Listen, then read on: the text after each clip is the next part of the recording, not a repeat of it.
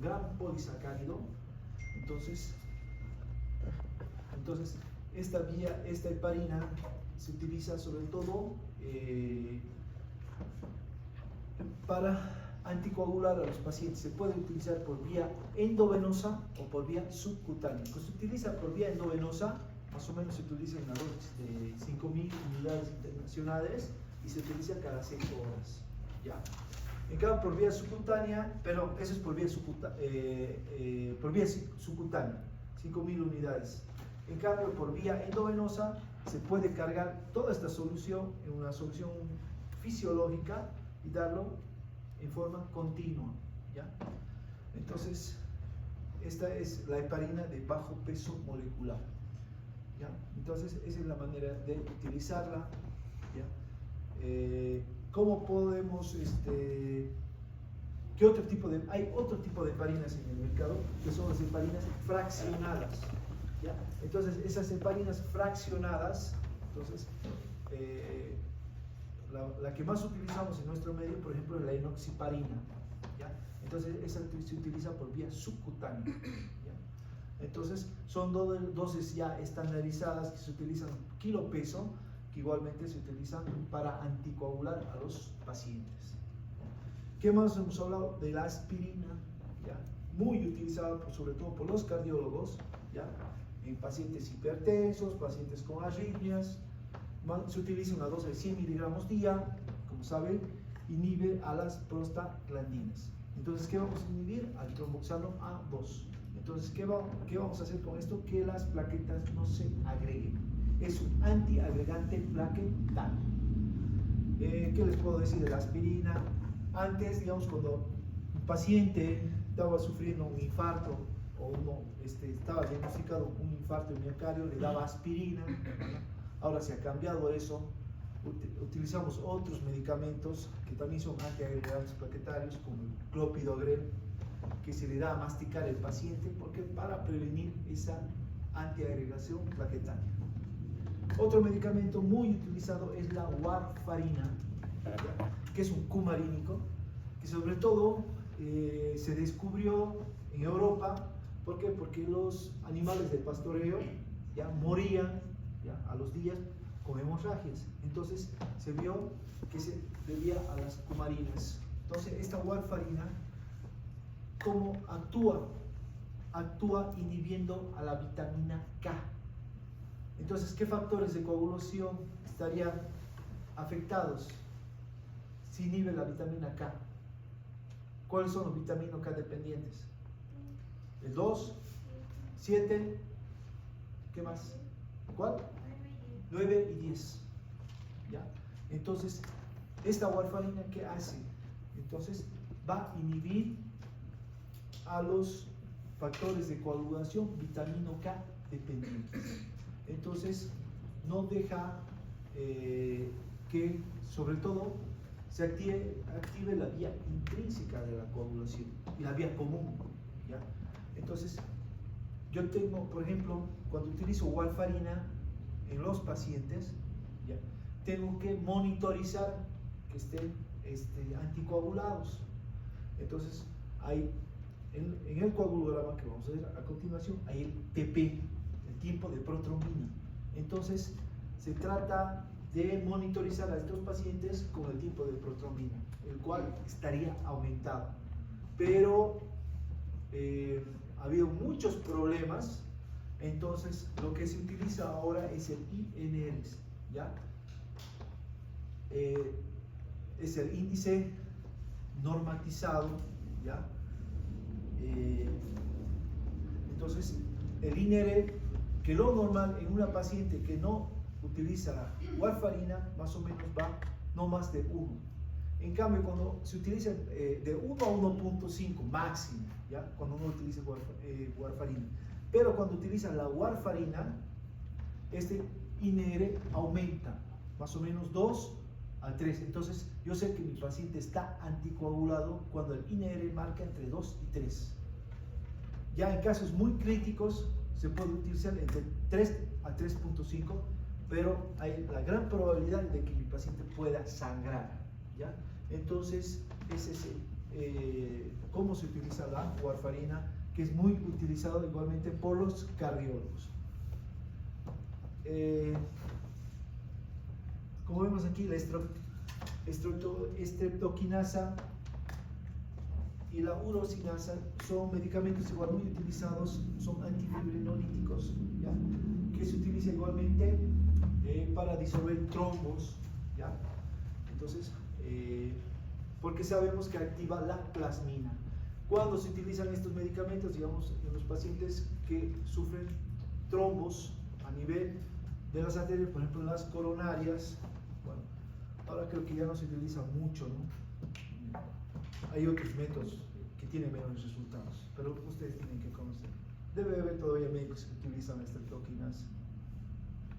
Y también vimos anticoagulantes que se utilizan fuera del cuerpo, como es el citrato de sodio y el oxalato de sodio, que como sabemos lo utilizamos en las bolsas de sangre, ¿ya? ¿Por qué? Porque inhibe al calcio, al factor 4 de la coagulación. Por lo tanto, inhibimos tanto la vía extrínseca como la vía intrínseca de la coagulación. ¿Por qué? Porque estamos afectando la vía común de la coagulación. Entonces, es por eso que se utilizan estos medicamentos, o sea, no se utilizan en los pacientes, sino en las bolsas de sangre, ¿ya? Para que no se coagulen y se puedan conservar para utilizar en los pacientes. Y como dijimos, cuando hay una transfusión masiva, ¿qué es lo que pasa? Entonces, como tiene oxalato o citrato de sodio, entonces puede disminuir el calcio y producir una hipocalcemia en mi paciente, ¿ya? Entonces, si ustedes buscan qué es una transfusión masiva, le va a dar varios conceptos. Por ejemplo, transfundir más de 4 paquetes globulares en una hora, o digamos en el día, 24 horas, transfundir de más de 10 paquetes de sangre, más o menos. Hay varias clasificaciones de transfusión masiva. Entonces, cuando yo estoy haciendo una transfusión masiva, entonces tengo que pensar que mi paciente va a ser hipocalcemia. Y como dijimos en la anterior clase, cuando hay una hipocalcemia, entonces, ¿qué es lo que va a pasar? Mi paciente puede entrar en tetania. Entonces, ¿qué hacemos? Colocar gluconato del calcio en mi paciente. ¿Para qué? Para prevenir esta hipocalcemia que se puede producir. Entonces, ¿qué pruebas de coagulación tenemos? Primeramente tengo el tiempo de coagulación, ¿ya? El tiempo de coagulación, o también llamado de Lee-White, entonces se usa para determinar el tiempo de retracción del coágulo. Evalúa el factor plaquetario y el factor de coagulación.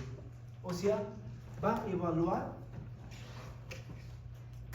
la hemostasia primaria. Si hablo de hemostasia primaria, ¿de qué estoy hablando? Yulisa.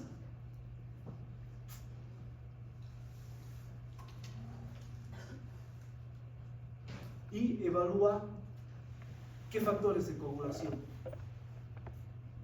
Entonces, ¿cómo se hace esto? ¿Ya?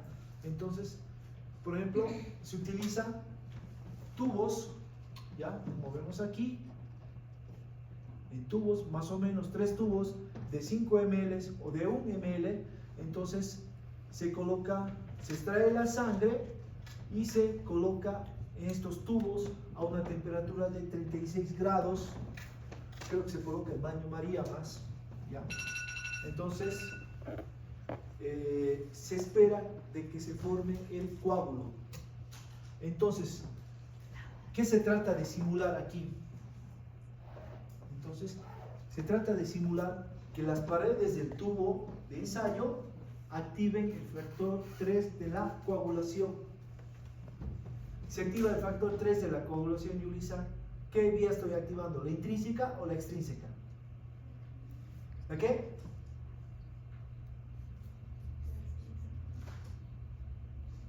¿Estás de acuerdo, Sandra? La extrínseca, la 3, factor 3. Sí. Entonces, esta me va a evaluar la vía extrínseca de la coagulación. Lo normal es que sea menor de 15 minutos. ¿Ya? Entonces, va a evaluar tanto la vía, es el factor 7 de la coagulación, no es el factor 3, es el factor 7. Entonces sería la vía intrínseca, es la que valora la vía intrínseca y la vía común de la coagulación, no es el factor 3. Entonces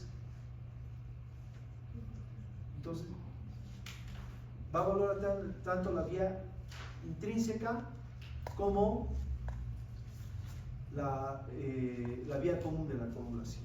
¿Ya? Entonces, este es el tiempo de coagulación. Entonces, viene el laboratorista, toma la sangre, ¿ya? Y lo lleva al laboratorio y todo lo hace en los tubos de ensayo. Entonces, ya te lanza el valor de tiempo de la coagulación. ¿Ya? Por si acaso, esto lo seguimos utilizando aquí, ¿ya? Pero en otros países ya ha entrado en desuso. ¿Ya? ¿Por qué? Porque es muy operador dependiente. ¿Qué quiere decir esto? Que depende mucho de la persona que haga este tiempo, el que maneje los tubos y haga esta prueba. ¿Ya? Pero nosotros, como somos un país pobre, todavía lo seguimos haciendo. ¿Qué más tenemos? El tiempo de sangría. ¿Cómo se hace el tiempo de sangría? ¿Ya? Entonces existen dos. Uno es el tiempo de Doug, como vemos aquí, y otro es el tiempo de IBI. Con los dos métodos se puede medir el tiempo de sangría. ¿Cómo lo hago? Doy un pinchazo, ¿ya?, en el lóbulo de la oreja, y con un papel filtro voy hasta que deje de sangrar. Lo mismo el tiempo de IBI, pero este se hace a nivel del pulpejo del dedo. Entonces, de esta manera mido el tiempo de sangría. Entonces, aquí estoy midiendo la hemostasia primaria.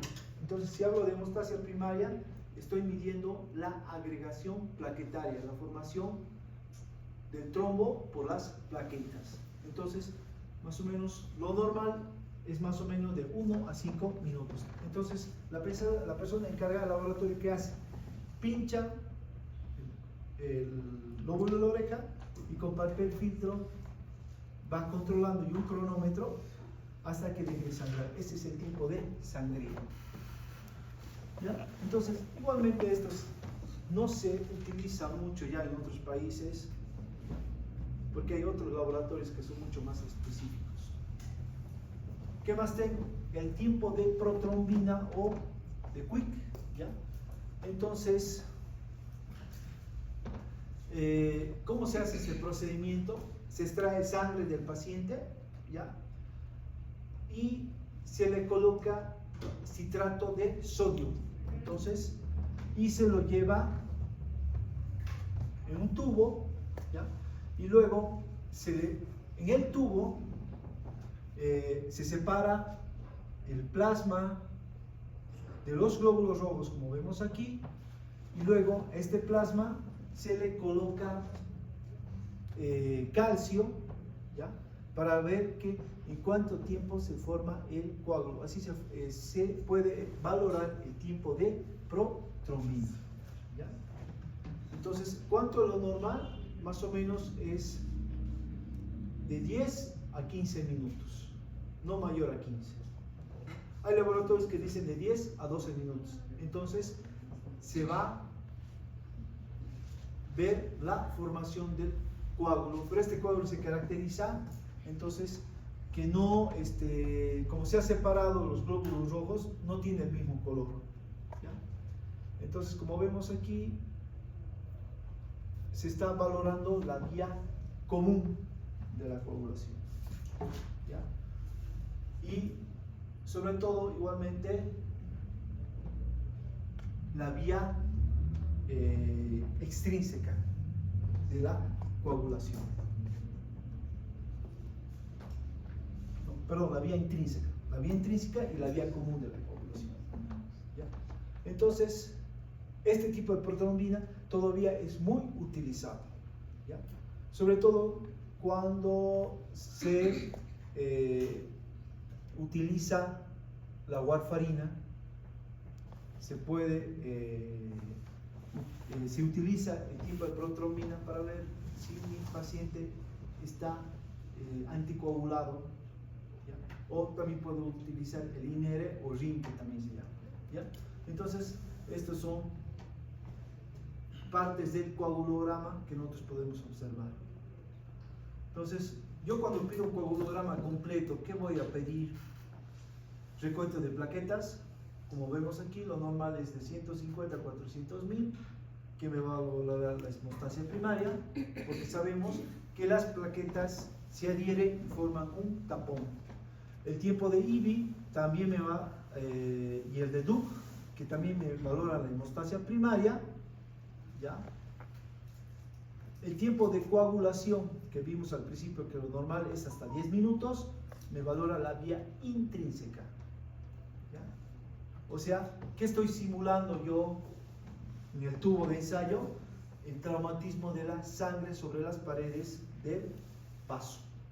En cambio, el tiempo de protrombina, ¿qué me valora? Entonces, más o menos hasta 15 minutos, hasta el tiempo de protrombina, la vía extrínseca de la coagulación y la vía común. Ahora, lo que utilizamos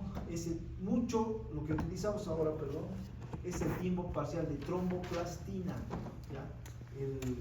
También llamado KPTT, que sobre todo me valora la vía intrínseca de la coagulación.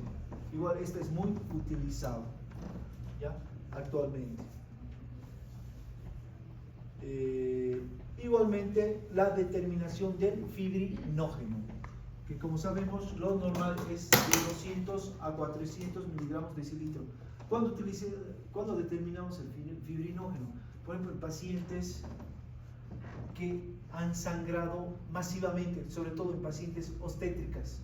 Entonces, esto me ayuda más o menos a orientarme que mi paciente necesita una cirugía de emergencia. ¿Por qué? Porque se está consumiendo el fibrinógeno. ¿Dónde se produce el fibrinógeno? ¿Quién se le encarga de producir el fibrinógeno en su organismo? El hígado. Es el principal formador del fibrinógeno. Entonces, ¿qué voy a pensar? Digamos, si mi paciente, digamos, es un hepatópata, tiene insuficiencia hepática, igual va a estar disminuido el fibrinógeno. Igualmente, los pacientes que han tenido un sangrado masivo, o los pacientes igualmente que tienen inflamaciones, por ejemplo, por una sepsis, igual el fibrinógeno puede estar al principio aumentado y luego disminuye drásticamente, ¿ya? Entonces, cuando haya un coagulograma completo, esto es lo que vamos a ver, lo que el laboratorio nos va a reportar. Entonces ya sabemos lo que valora.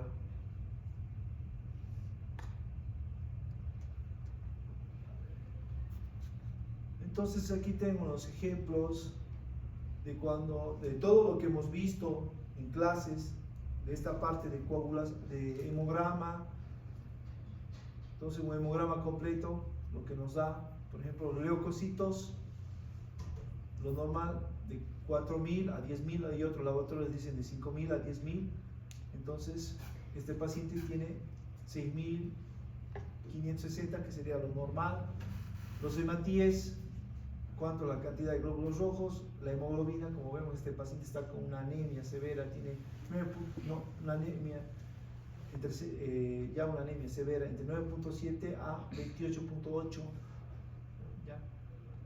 Igualmente podemos valorar dentro de los leucocitos los neutrófilos.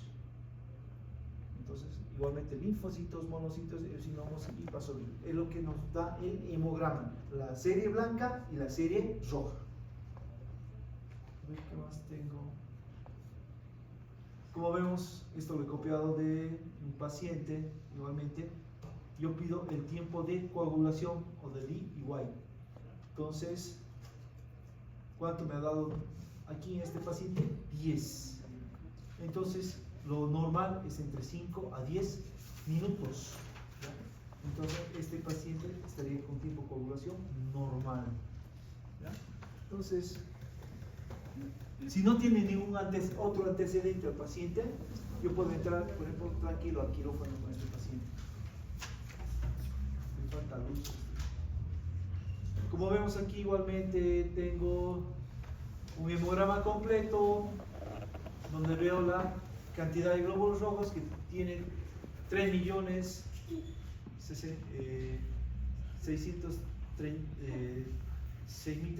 3 millones, una hemoglobina 10.8, hematocrito 33, una paciente anémica, la fórmula leucocitaria aumentada con neutrofilia. Como ven, los neutrófilos están aumentados.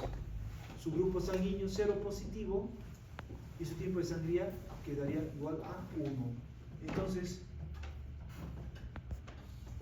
ustedes ya saben los valores normales, ¿ya?, de la serie roja, serie blanca, del coagulograma, que es lo que siempre pedimos en los pacientes, y más o menos se pueden orientar.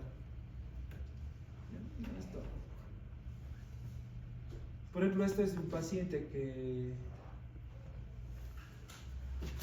estaba sangrando, ¿ya?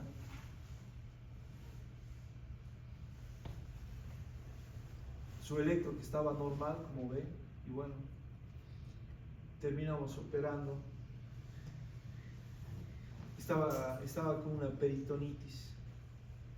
Entonces terminamos sacando parte del epiplo porque se había formado una peritonitis localizada. ¿Ya?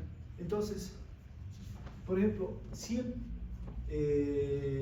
cuando tenemos pacientes, digamos, y vemos necesario pedir laboratorios, en esta primera parte que hemos aprendido, que tenemos que pedir un hemograma completo. La serie roja, ¿qué nos va a evaluar? ¿Qué vamos a descartar con la serie roja? Anemias, lo principal. Y con la serie blanca, infecciones, inflamaciones. ¿Ya? Por ejemplo, si tienes un golpe, una caída, un trauma, los leucocitos van a aumentar y los neutrófilos. ¿Por qué? Porque hay un proceso inflamatorio. Y si sabemos, el apéndice primero se va a inflamar, por eso suben los neutrófilos. Y luego se produce la infección, que igualmente en los neutrófilos, sobre todo procesos inflamatorios. Ahora, si los eosinófilos aumentan, ¿a qué me orientan? Posiblemente parasitosis y alergias. También, como dice Yulisa, por ejemplo, los pacientes son asmáticos, tienen los eosinófilos aumentados. ¿Qué más? Los basófilos igual pueden aumentar en procesos alérgicos también. Los linfocitos, igual se puede producir una linfocitosis, sobre todo cuando hay procesos donde hay una reacción antígeno-anticuerpo. Entonces, eso también puede aumentar. Entonces, y la tercera parte que hemos visto es la coagulación. ¿Qué hemos visto? Tiempo de coagulación, tiempo de sangría y tiempo de protrombina. ¿Ya? Tiempo de coagulación, ¿qué hemos dicho que evalúa? La vía, ¿qué vía? Intrínseca. ¿Ya? El tiempo de sangría valora la hemostasia primaria, o sea, el tapón plaquetario. Y la vía, y el tiempo de protrombina me evalúa la vía extrínseca de la coagulación. Entonces, es lo principal que hacemos. Esta tablita, muy buena, para que se guíe y la tengan. ¿De qué se valora? Entonces, con esto terminamos lo que es la segunda competencia.